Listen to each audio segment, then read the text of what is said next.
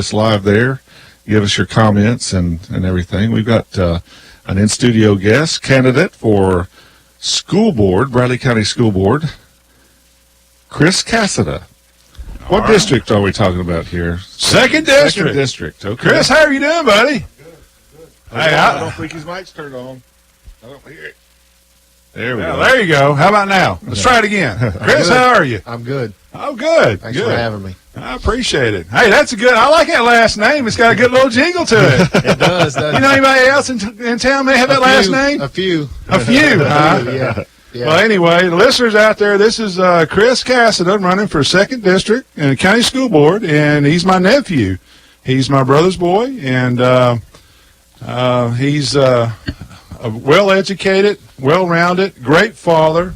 Got a great family, I'll say that. And I'll let Jeff go ahead, and he's got a couple of questions for you. And tell us a little bit about yourself first. Yeah. Well, been married to my wife, Shannon, for 15 years. Got 3 Lovely boys. lady. Tegan, Raleigh, and Xander. Xander is going into kindergarten this year at Charleston. The other two, Raleigh attends Charleston, and Tegan is at OMS going into 7th grade. I'm the grandson of Ed Allison, a former state trooper here in the county. It's my mom's dad. My mom's Tina. She's married to Russ Carmichael. They live in McMinn County, owns a farm, been in the dairy business for a long time. I've learned a lot from Russ. He can't vote for you. He's on across the river over there. Come on, Russ. Russ was in studio with us. He talking was. about the dairy issues with bean foods and all that. And he appreciates that, too. And then also from our side, you know, Barrett Cassida and Patsy, my other grandparents. That's kind of some background of the family. Family's lived here pretty much all their lives. I've pretty much lived here all my life.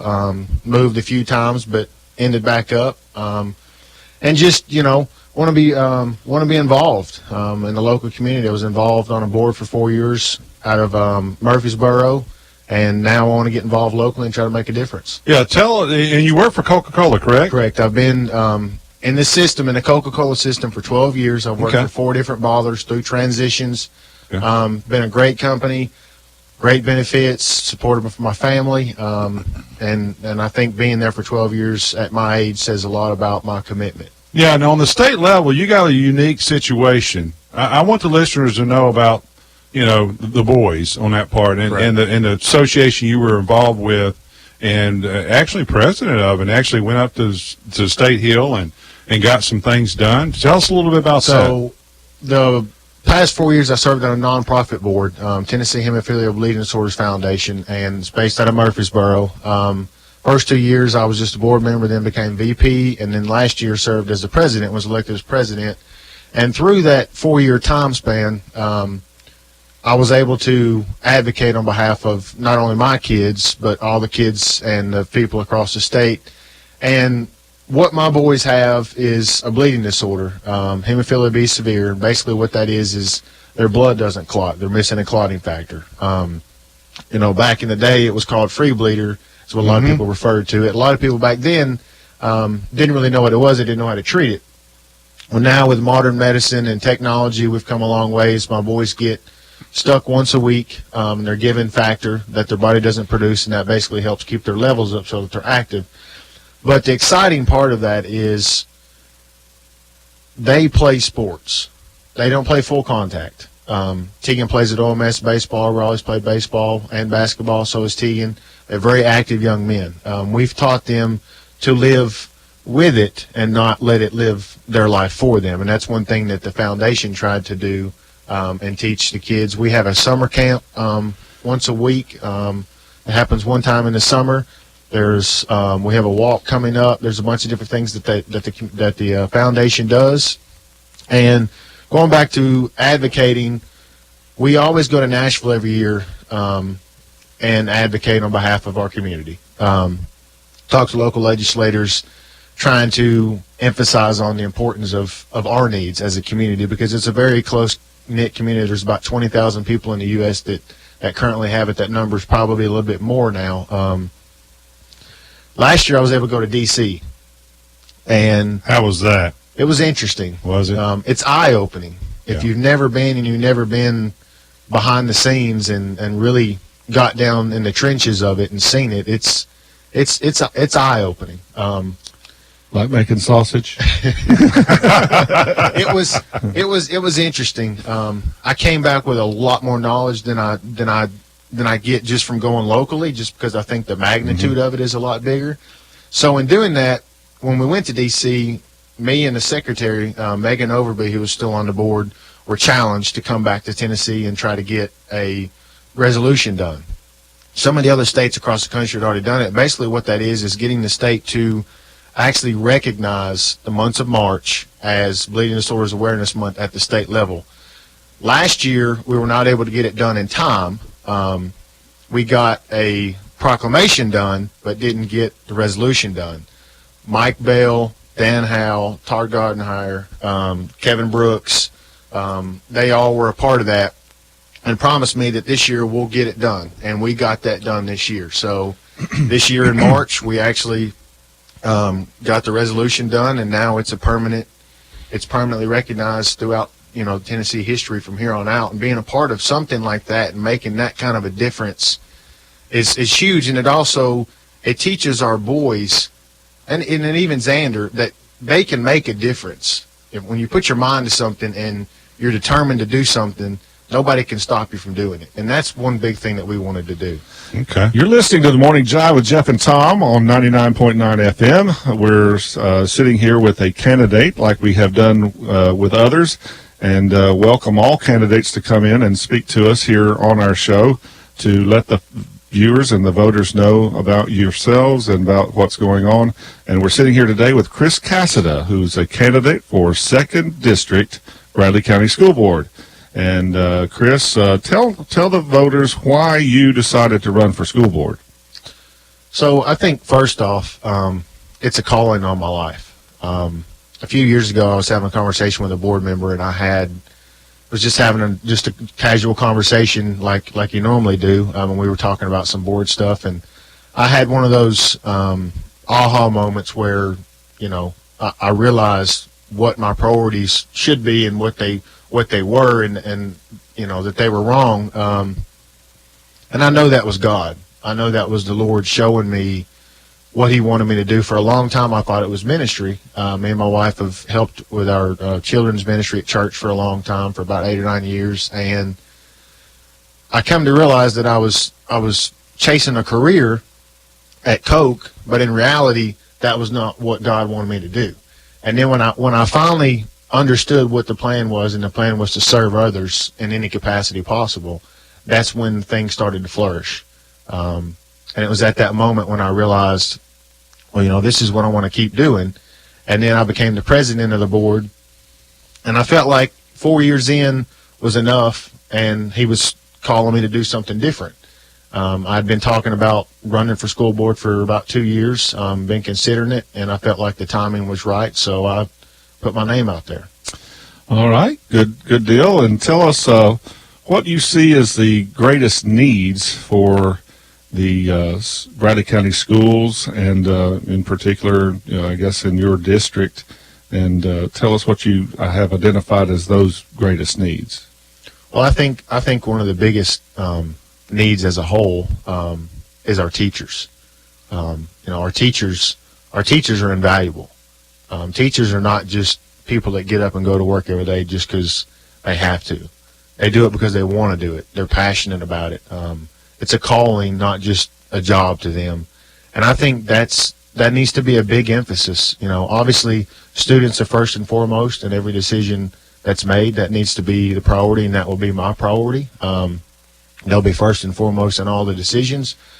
But also teachers, because when we invest in our teachers, it's an automatic investment right back into our students without even having to do anything to invest in the students. Because when the teachers are valued, and they feel like they're appreciated, and they feel like they can be listened to, and they can voice their opinions, and those opinions are going to be taken to heart and considered, then they're going to put more into their job, which is, like I said, is not their job, it's a calling.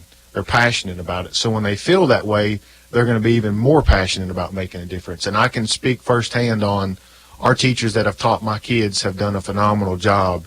And you can see the difference when the parents of those students make those teachers feel valued and appreciated.